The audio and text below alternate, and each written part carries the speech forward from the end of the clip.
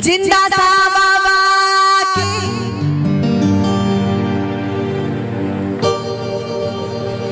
उर्वी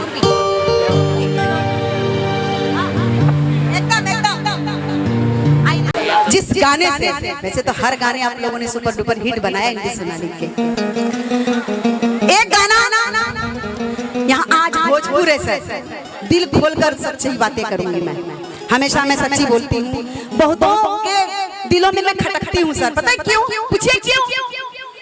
क्योंकि इंदु सोनाली सच बोलती है, एकदम सफेद सच, उसमें कोई दाग नहीं। सच ये है कि एक गाना मैंने गाया जब पहली बार मुंबई गई सर, शॉर्टकट बोलूंगी क्योंकि आप लोग गाने सुनने के मूड में है ना?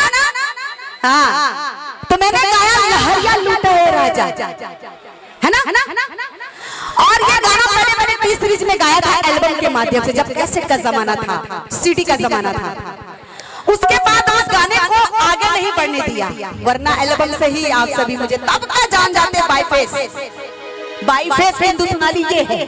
क्या एल्बम का जमाना था पहले भी, अब तो थोड़ा कम हो गया है, अब सोशल मीडिया का जमाना है, जो दिखे है वो बिके है। उसके बाद यही गाने को एक फिल्म आई प्रतिज्ञा, और उसमें ये गाना वापस म्यूजिक बना एकदम स्पाइसी मसालेदार, और गाने को भी थोड़ा सा मसालेदार बना दिया गया। तो कुछ लोगों की थिंकिंग थी ये गाना गंदा था, अरे भोजपुर में गाने को गंदा बोलेंगे क्योंकि ये फोक है। अब मुझे पूछा गया कि मुहुआ पे डाली के चौदरिया माने क्या होला? मैंने बोला कि जितने भी सिंगर भोजपुरी के हैं मुहुआ पे डाल के चौदरिया ही हिट हुए हैं, ऐसे चादर लेते हैं और नाचते हैं, है ना सर? अच्छा इधर भी चुदरी होना पड़ेगा। तो ये देखिए, ये हो गया मुहुआ पे डाली के चौदरिया। अब ये तो मैंने आधा ओढ़ा है, मैंने आए दिन देखती रहती हूँ मैं मंच पर के प्रोग्राम को, ऐसे घूंघट ओढ़ लेता है, लड़की नहीं ओढ़े लेकिन लड़का जरूर ओढ़ लेता है। इसे बोलते हैं मुहुआ पे डाल के चौदरिया लहरिया लूटा है राजा। क्या ये गाना गंदा है?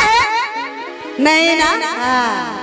तो कुछ जलने वाले जलते हैं सर, जलने दीजिए, जितना जलेंगे इंदु सोनाली खिलेंगे, है ना सर? ये बात।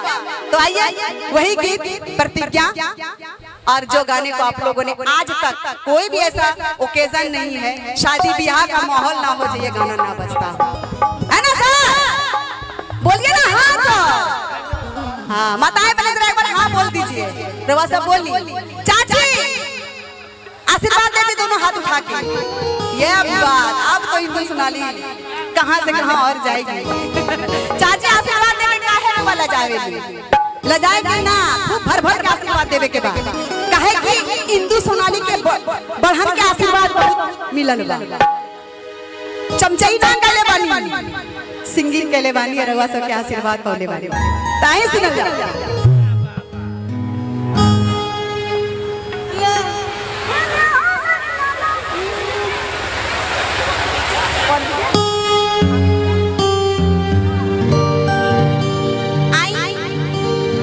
आप सब आए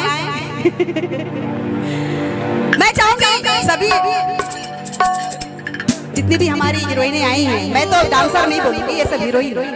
और अभी के समय में जितने भी सिंगर खुद को मान रहे हैं ना, सिंगर नहीं है ये, सब सिंगरों के लिए पिलर है, ये पिलर का काम करते हैं ये लोग।